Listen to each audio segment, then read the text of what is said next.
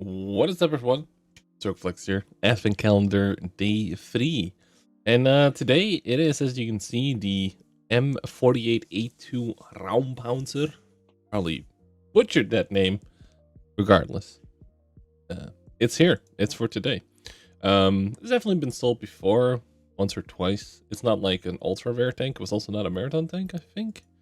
Being sold for almost 26 euros or 45. Again, I don't ever really think that the big bundles are necessarily worth it. The smaller bundle will give you 100% crew instead of 50% crew. No, wait. The premium tanks only come with 50% crews? It might. Probably. And then the bonus missions. 25 missions for times 5 XP for victory, which is pretty nice. However, the tank itself, the Raumpanzer, is a tier 8 German premium medium tank. And the biggest thing about it is that it has a giant shovel. You can see in the front. And it actually counts as like space armor. And it actually is super annoying to fight against because of the fact that it has like a bathtub design on it. And yeah, it will actually be super annoying to fight. If you see it on the visual here.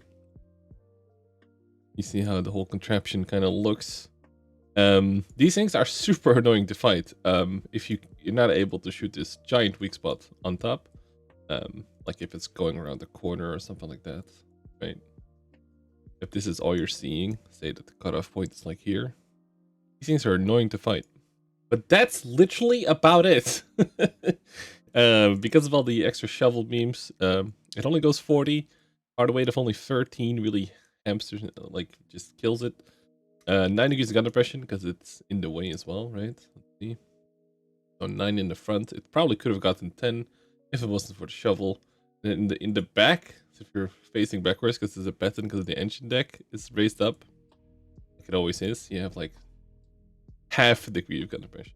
That's pretty annoying. You have about 9 degrees starting here, and then it goes all the way.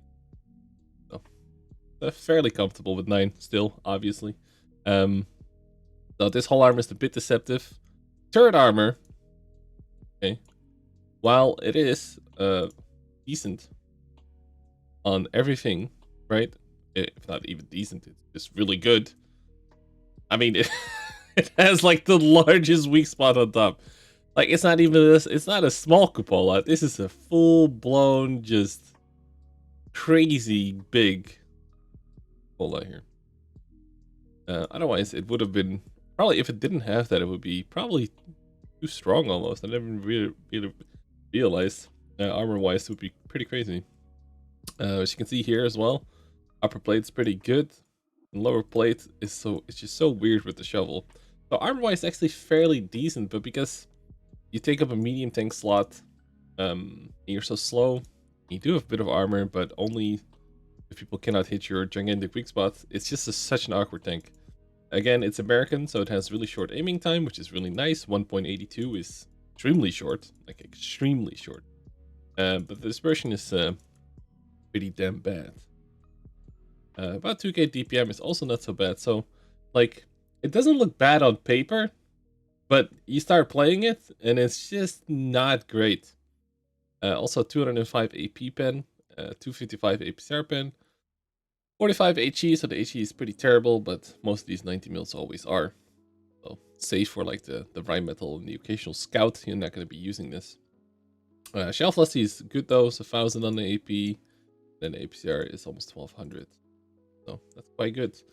So this is one of those things that like on paper, it looks good.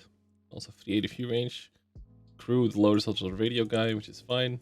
Makes your leveling your commander a bit easier. And it's the same as a lot of other American, or in this case, German premium tank crew. Yeah, so 450 health, 1450 health is fine. 380 view range is still okay. But honestly, while on paper, you might be like, this all sounds pretty good. The slowness of the tank really kills it. Because even though it barely reaches 40, basically, 18 reverse sounds good, but like the power to weight just absolutely kills it.